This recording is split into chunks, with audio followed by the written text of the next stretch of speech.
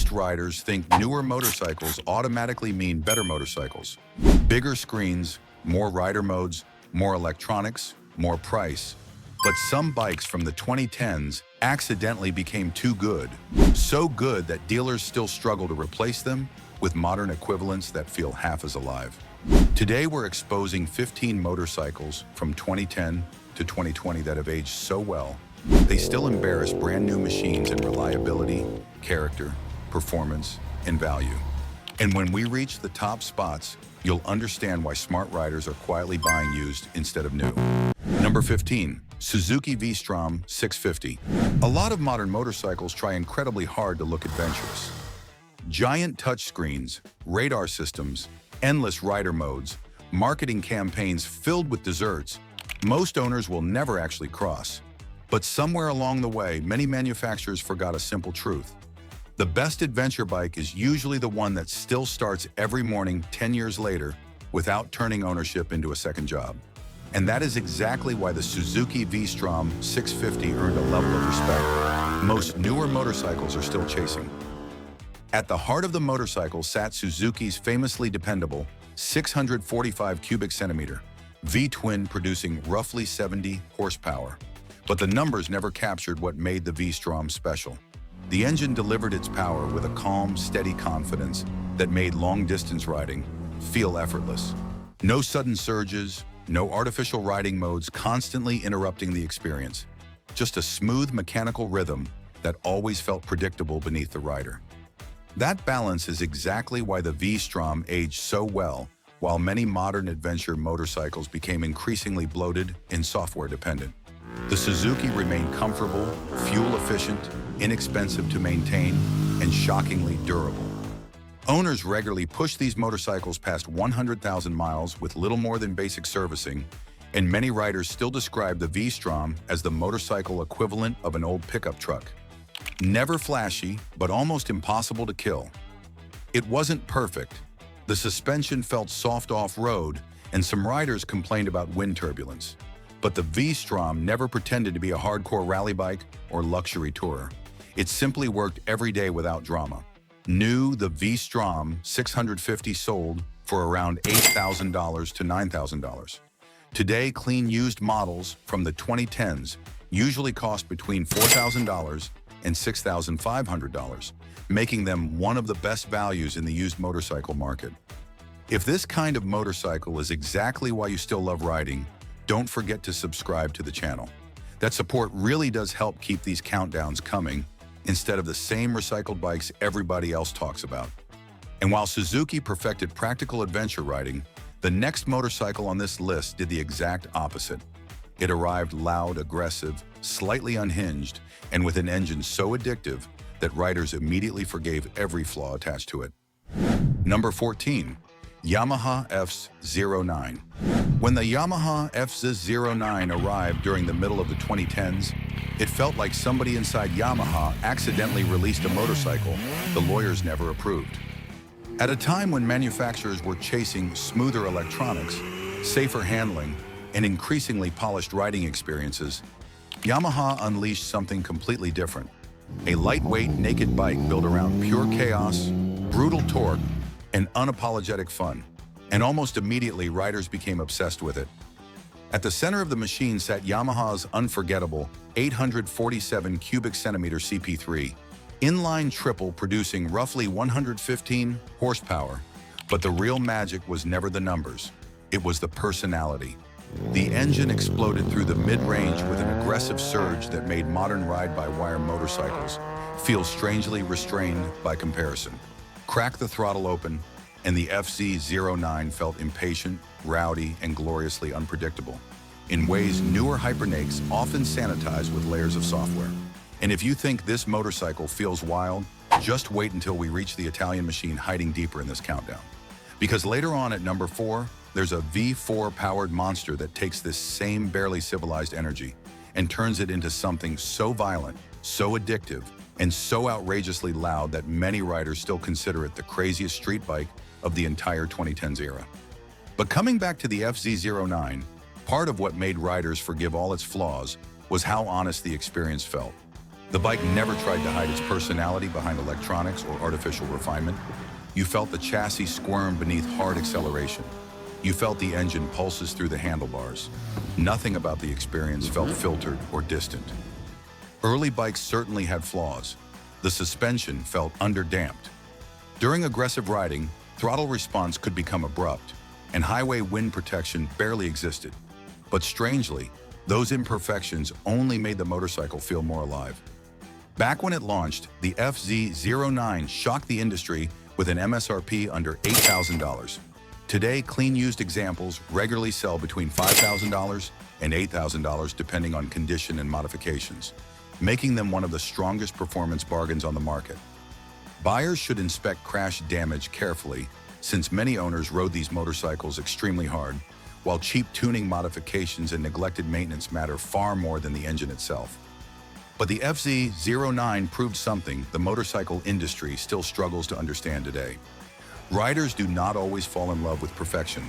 Sometimes they fall in love with motorcycles that feel slightly dangerous every time the throttle opens. And while Yamaha was busy reinventing excitement, the next machine on this list took a completely different path, combining massive speed with long-distance comfort in a way modern sport tourers still struggle to replicate. Number 13. Honda VFR-1200F. When Honda released this machine during the early 2010s, many riders expected a lightweight successor to the beloved VFR-800. Instead, Honda delivered something far more ambitious, a high-speed sport touring machine built around one of the most charismatic engines of the modern era. At the center sat a 1,237 cubic centimeter V4 producing roughly 170 horsepower. But what made the VFR unforgettable was not simply the speed, it was the sensation.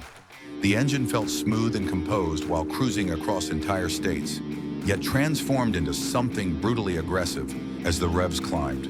The power delivery carried a deep mechanical pulse that made many newer sport tours feel strangely artificial by comparison. Honda also introduced advanced technology years ahead of much of the industry, including the groundbreaking dual-clutch transmission. Yet unlike many modern rider assist systems, the technology never overwhelmed the experience. The motorcycle still felt connected, physical, and unmistakably human beneath the rider. Of course, the VFR carried real compromises. The bike felt heavy. During low-speed riding, fuel range disappointed some touring owners, and engine heat became noticeable in traffic. But over time, something remarkable happened. Riders began appreciating the motorcycle far more than they did when it was new. Honda's V4 platform proved exceptionally durable, with many examples covering enormous mileage without major mechanical failures. Back when it launched, the VFR-1200F carried an MSRP around $16,000. Today, clean used models regularly sell between $6,000 and $9,000 depending on mileage and condition. Buyers should inspect valve service history, shaft drive maintenance, and neglected cooling systems carefully, since repair costs can climb quickly on poorly maintained bikes. Now we want to hear from you.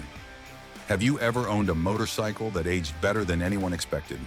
Leave your comment below, because riders searching the used market right now are learning more from real ownership stories than dealership brochures ever could.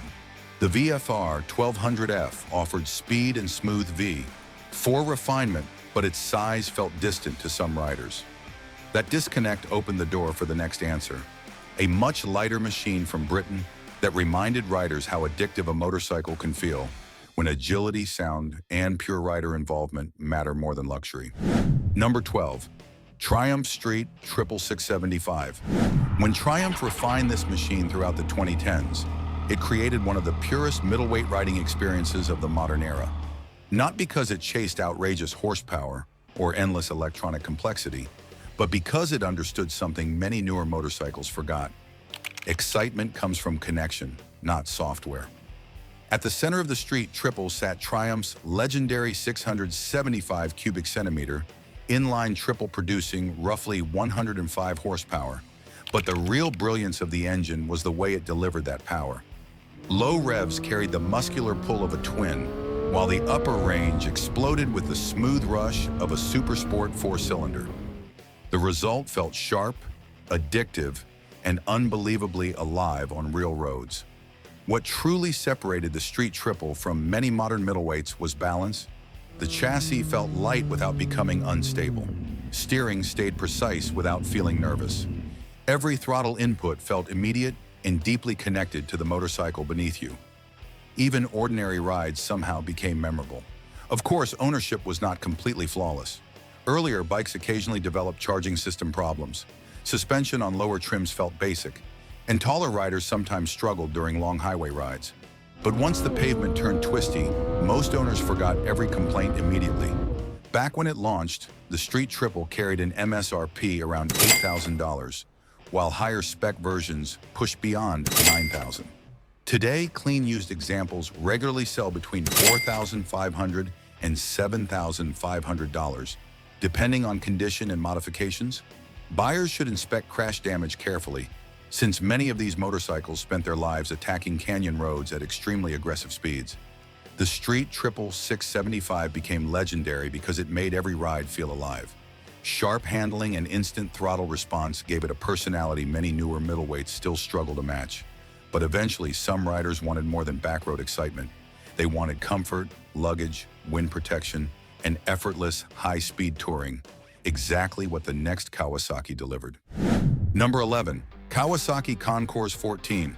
The Kawasaki Concours 14 was built during a time when manufacturers still believed motorcycles could be outrageously fast without sacrificing real-world comfort. Instead of creating another soft luxury tourer drowning in electronics, Kawasaki took the brutal heart of the ZX-14 hyperbike and transformed it into a long-distance missile capable of crossing entire states at terrifying speed. At the center sat a 1,352 cubic centimeter inline four, producing well over 150 horsepower. But what made the Concours unforgettable was how effortlessly it delivered that performance. The engine never felt stressed. Highway acceleration felt endless. Two-up touring, luggage mountain roads. The motorcycle handled everything with shocking confidence for a machine this large. And unlike many modern touring bikes, the Concours still felt deeply mechanical. The throttle response carried real weight. The chassis constantly communicated with the rider. Nothing about the experience felt distant or artificially softened by excessive rider aids.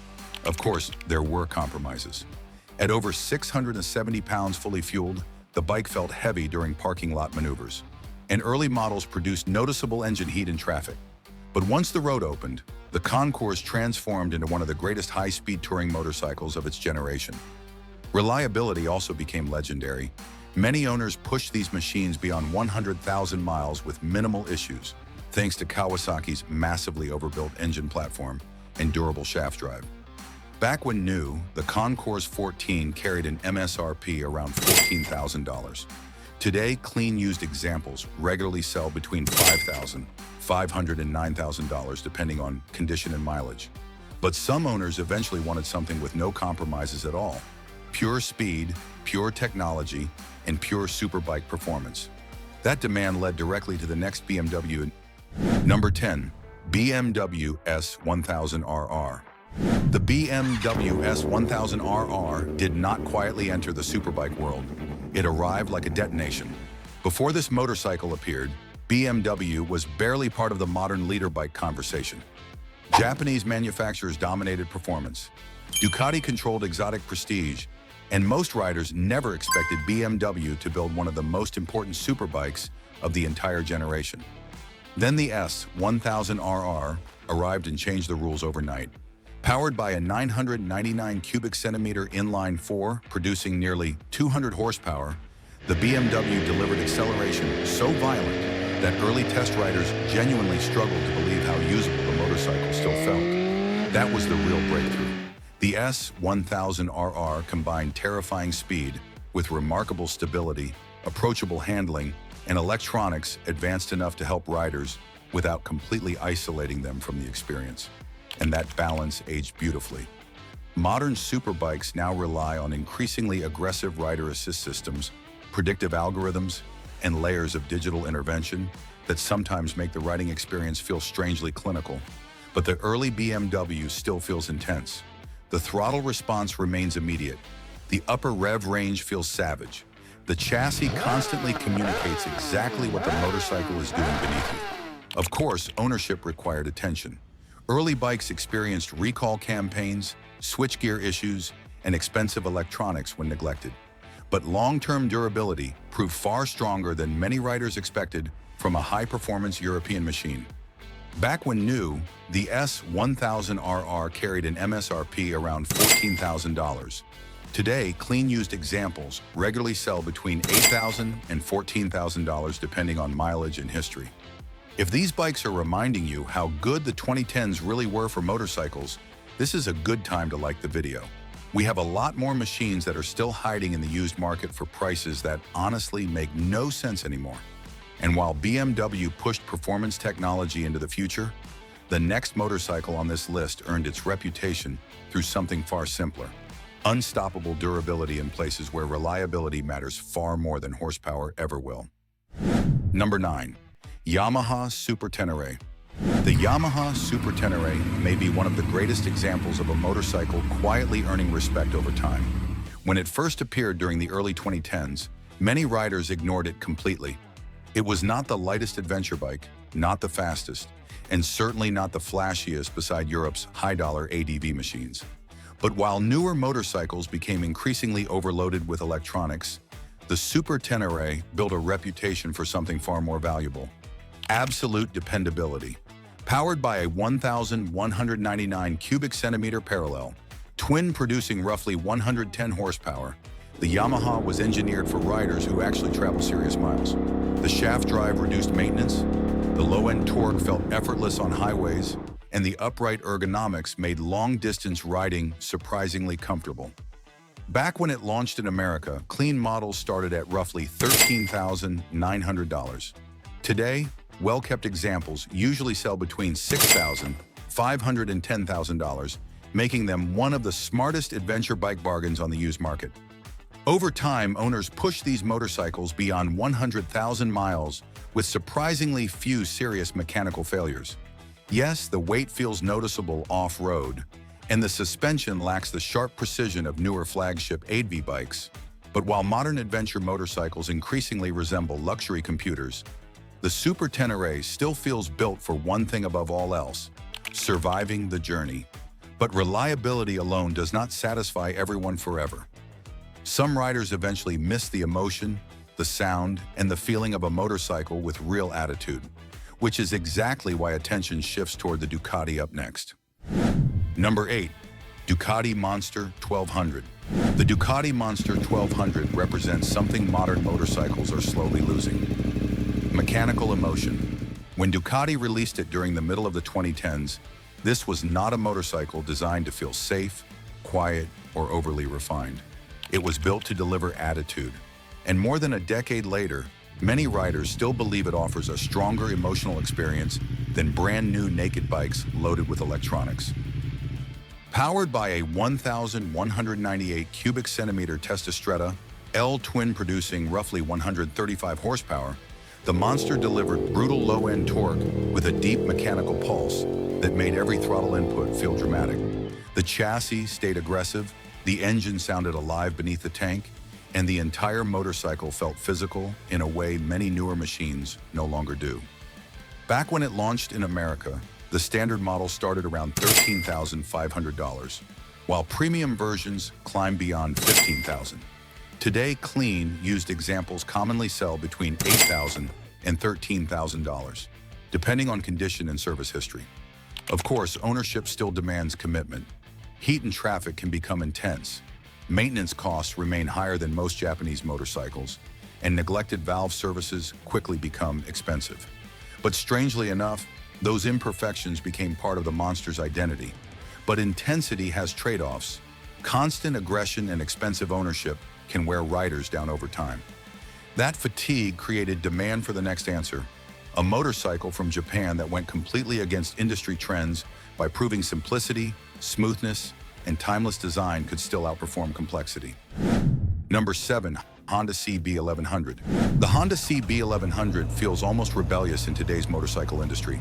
While manufacturers spent the 2010s chasing giant screens, aggressive styling, and endless electronics, Honda quietly built a machine focused on something far simpler: the pure satisfaction of riding. No futuristic gimmicks, no artificial personality, just an honest motorcycle engineered with remarkable restraint.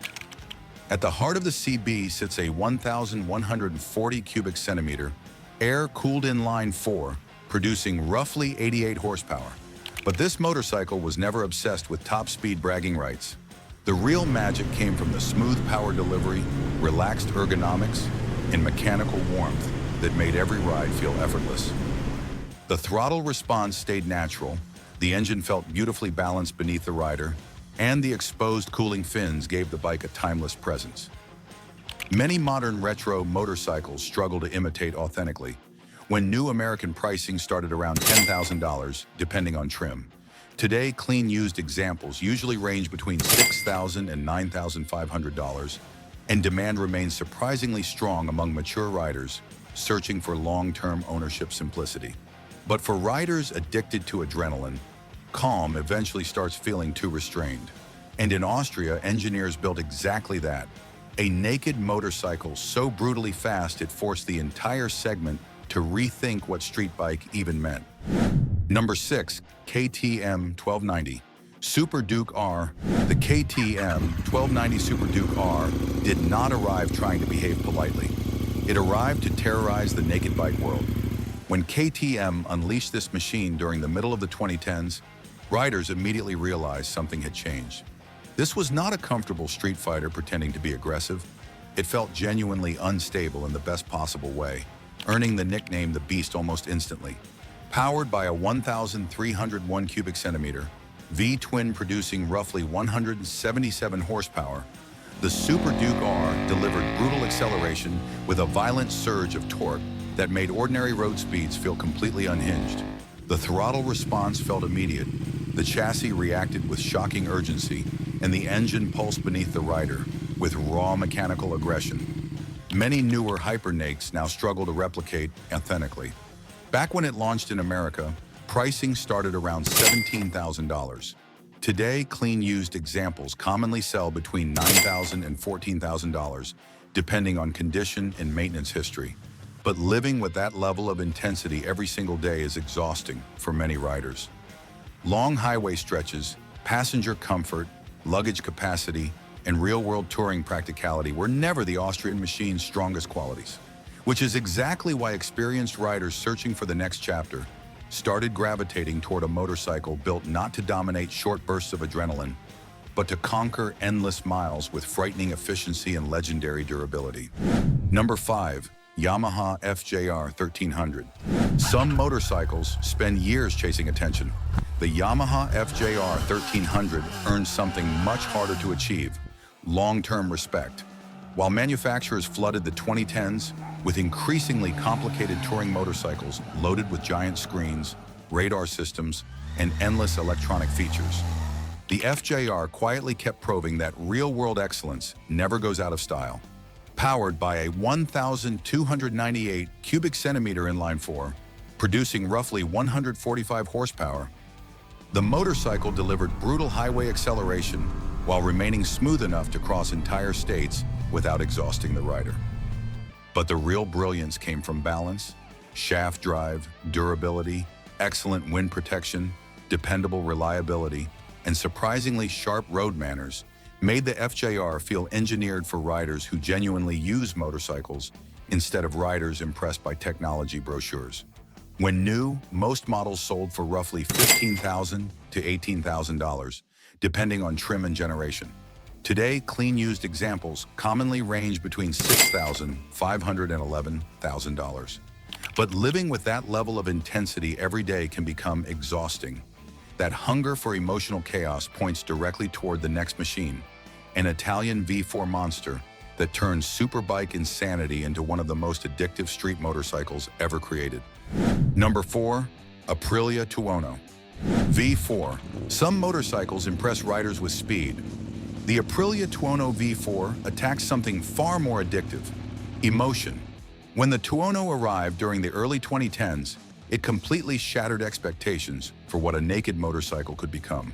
This was not a softened street fighter built for comfort or mass market appeal. It was a superbike stripped bare and unleashed onto public roads with almost violent intent.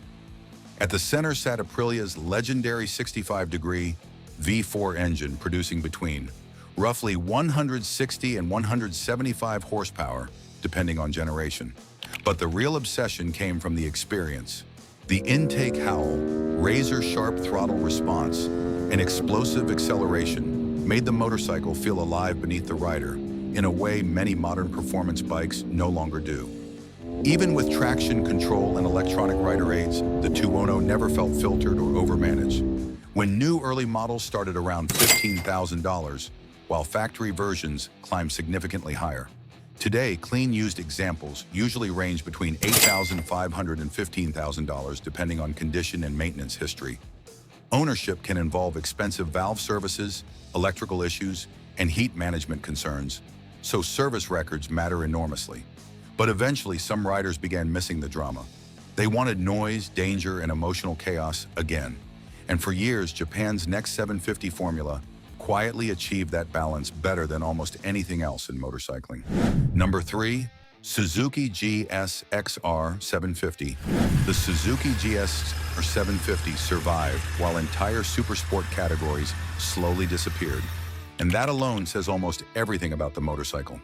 When Suzuki refined the platform during the early 2010s, it perfected a balance the industry still struggles to replace. Nearly leader bike acceleration combined with the agility and usability of a middleweight sport bike. Powered by a screaming inline 4, producing roughly 149 horsepower, the GSX-R felt brutally fast without becoming exhausting on real roads. What made the motorcycle age so beautifully was simplicity. The lightweight chassis, sharp handling, proven reliability, and mechanical honesty created a riding experience. Many modern superbikes increasingly bury beneath software and electronics. When new, later models sold for roughly $12,500 in the United States. Today, clean used examples commonly range between $7,000 and $10,000, depending on condition and mileage. Buyers should inspect carefully for crash repairs, neglected maintenance, and abused track history. But eventually, some riders begin looking beyond pure pavement performance altogether. They want comfort, exploration, luggage capacity, and the freedom to disappear down roads. Most sport bikes would never survive. That shift in priorities is exactly what opened the door for the next motorcycle, a machine whose entire identity was built around adventure before the industry turned adventure bikes into luxury technology showcases. Number 2, Honda Africa Twin CRF 1000L. When Honda revived the Africa Twin, during the mid-2010s, it ignored the horsepower war completely. And strangely enough, that decision became the motorcycle's greatest strength. While manufacturers chased giant screens, excessive electronics, and adventure bikes heavy enough to resemble luxury trucks, Honda focused on something far simpler, building a machine riders could genuinely trust anywhere. Powered by a 998 cubic centimeter parallel twin, producing roughly 94 horsepower, the Africa Twin never relied on outrageous speed.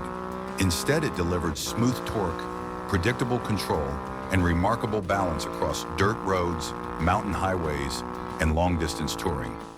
The motorcycle felt manageable, durable, and refreshingly honest beneath the rider. When new early manual transmission models started around $13,000 in the United States, while DCT versions cost more. Today, clean used examples commonly range between $7,500 and $11,000, depending on condition and mileage. And you liking this video genuinely helps the channel more than most people realize. So if you have enjoyed the ride so far, hit that like button. And if you want early access to upcoming uploads and behind-the-scenes content, you can also become a member before we get into the #1 machine on this list. A motorcycle that distilled the entire 2010s ERA into pure fun, combining explosive torque, lightweight aggression, and everyday usability better than almost anything that came after it. Number 1, Yamaha MT-09. The Yamaha MT-09 did not simply become successful. It completely reset what riders expected from modern motorcycles. When it arrived during the mid-2010s, the industry was drowning in horsepower wars, increasingly complicated electronics, and performance numbers most riders could barely use outside racetracks. Then Yamaha unleashed something radically different, a motorcycle built entirely around excitement. At the center sat the legendary 847 cubic centimeter CP3 triple engine, later expanded to 890 cubic centimeters, delivering explosive torque, aggressive throttle response, and a wild mechanical personality that made nearly every ride feel slightly out of control in the best possible way. The motorcycle felt playful, unpredictable, and deeply addictive without relying on excessive software to manufacture emotion. When new early FZ-09 models launched around $8,000 in the United States, shocking riders with their performance per dollar value. Today, clean used examples commonly range between $5,500 and $9,000, depending on condition and modifications. Buyers should inspect carefully for crash damage, abused clutches, neglected maintenance, and poor aftermarket tuning because many lived hard lives. The funny thing about motorcycles is that time does not always move forward the way manufacturers expect. Sometimes the older bike is lighter, simpler, more reliable, more fun. And once you ride one of these machines, a lot of modern motorcycles suddenly feel like they lost the plot somewhere along the way.